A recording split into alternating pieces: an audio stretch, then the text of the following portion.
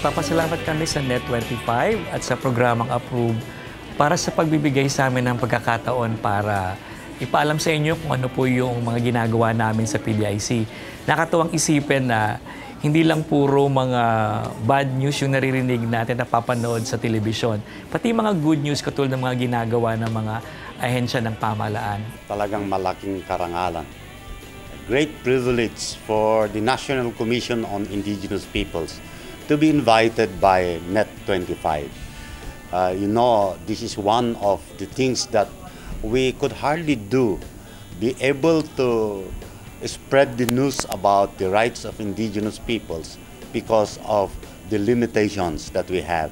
And using a television station like Net25 is indeed a very great help in this endeavor of undertaking information, education, dissemination to the indigenous peoples and the Filipino people at large. Kaya maraming salamat sa Net25.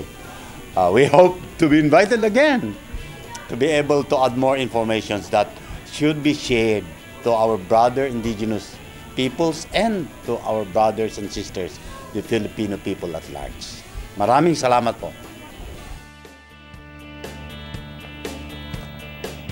Alright, we are back mga kaibigan. Si Meng kasi, oo. Yan. Anyway, we are back and ang ating mga bisita ngayon ay si Colonel Arthur Baybayan ng United Nations Deployment and Peacekeeping. O siya ang United Nations Deployment and Peacekeeping Officer at si Major Emmanuel Garcia. Nakasama na natin dito ang spokesperson po ng AFP. Bago ko makalimutan, congratulations and happy 77th anniversary po sa ating mga kalalakihan at kababayan sa AFP. Thank you very much and congratulations din sa Approve for winning. Salamat sa ating mga viewers. At saka sa buong staff and crew ng Net25 ng Approve. Anyway, back to you, sir, dun sa ating 77th anniversary. Tuwing mag-aanibersaryo ang ating armed forces, ang tinitingala, hindi lamang ng mga kawani o mga miyembro ng AFP, pati ng buong Pilipinas nakatingin sana maging modern na ang ating armed forces, no? Kasi nakikita naman natin, no, pag may mga footage sa TV, yung mga kakulangan ng ating mga kasunduluhan for them to be better soldiers. Pero may balita si sir, meron tayong balita sa modernization. Yeah, sa isang hukbong santatahan, talagang kailangan na medyo modernize tayo. Sabi nga, ayaw natin na naiiwanan tayo sa ating mga kapwa bansa sapagkat sabi nga sa lahat ng sektor dapat na po-professionalize at na-modernize. So sa ating hukbong sandatahan ay of course alam natin yung AFP Modernization Program. At ngayon mayroong nang revise AFP Modernization Program na alam ko na may House Bill na naipasa na dyan. At ang gusto lang naming iulat ay sa panahon ng ating administrasyon ngayon, Pangulong Aquino, ay nagkaroon na tayo ng 28.6 billion pesos na na-spend para sa mga bago nating kagamitan. During the past 15 years, nung sa unang AFP Modernization Plan, we were spent about 33 billion. So kita nyo yung panahon na napakaigsi, subalit napakalaki na ng upgrade sa ating mga equipment. So hopefully dito ay magtutuloy-tuloy sapagkat talagang kailangan natin na modernize ang ating hukbong sandatahan sapagkat meron tayong mga tinatawag na external threat at internal threat. So ang mga kagamitan ng ating kasundaluhan ay dapat na talagang ma-modernize at para lalo naming ma-accomplish ang aming trabaho. Right. At yung capability upgrade, nandiyan yan, nasa pipeline na yan. So sa Air Force, sa Navy at sa Army, nandiyan na po ang mga equipment na at mga kailangan na bibilihin ng ating hukbong sandatahan. Kasi pag susundalo, pinili yan, ano? It's a choice, no? Pero pag binibigyan sila ng booster, halimbawa, yung nakikita nilang may suporta sila, mas matindi, mas marubdob yung kanilang pagnanasa to fulfill their duties and responsibilities, not only to their families, but for the whole country.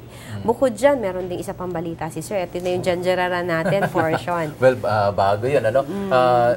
In relation to that, no, kasi we are gearing towards territorial defense, yung ating mga sundalo naman are now conducting peace and development efforts. Kaya meron tayong bayanihan teams, no, sa mga malalayong lugar na they are not combat troops, no, na nandyan, pero sundalo pa rin sila, may mga baril, but more on peace and development efforts ang kanilang ginagawa. And aside from that, yung ating human rights advocacy and ating pinapalakas upang nang sa ganun yung mga sundalo naman natin alam kung paano ang pag-treat, no, sa ating mga kababayan. And yung good news no na sinasabi natin ito showbiz konti ito.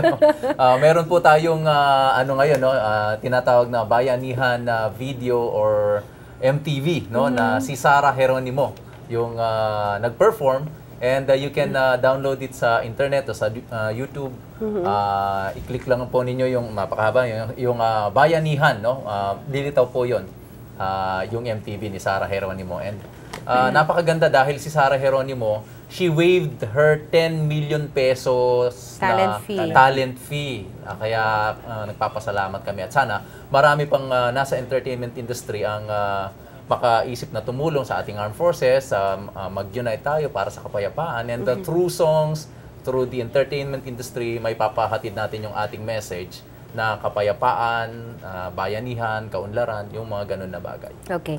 December happened to be the celebration or the commemoration of human rights as well. Yes. Meron din programa ang AFP na kaakibat ng selebrasyong ito this month. Opo, from December 4 to 10, nagkaroon po tayo ng celebration ng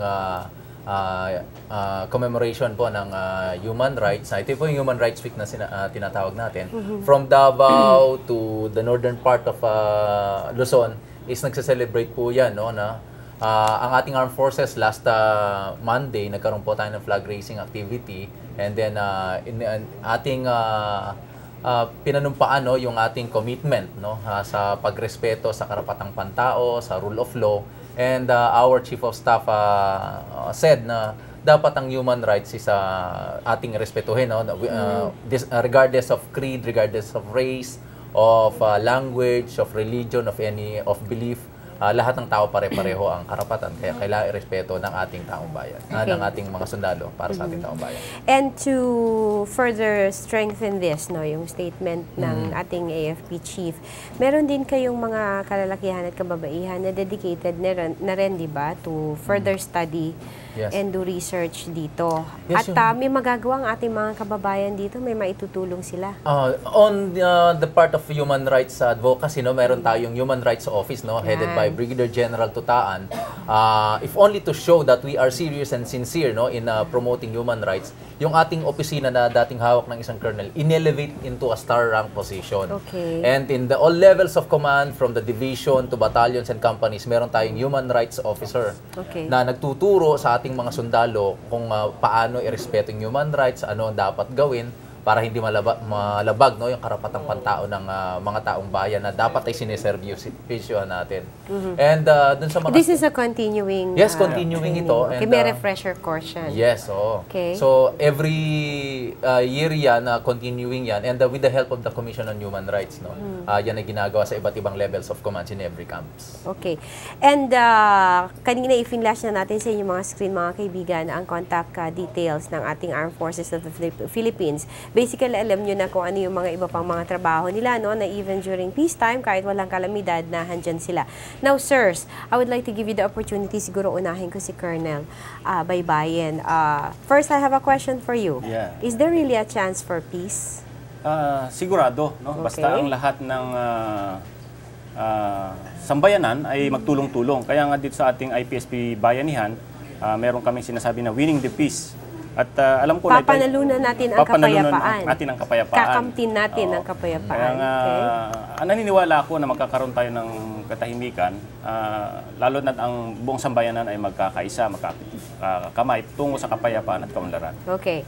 Si Major naman. Well, tulad ng theme ng 77th AFP anniversary, ang bayanihan, ang kahandaan kailangan natin, ang tuwid na daan tungo sa kapayapaan.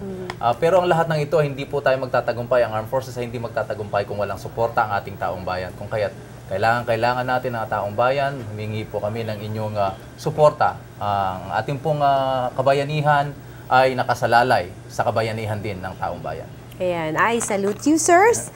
At mga kaibigan, ang ating pong nakasama sina Colonel Arthur Baybayin, United Nations Deployment and Peacekeeping Officer, at ang sukina natin si Major Emmanuel Garcia, Deputy Chief ng Public Affairs Office. Gentlemen, congratulations and happy anniversary once again. Keep up the good work and give our regards to our soldiers. Maraming salamat. Maraming salamat, sirs.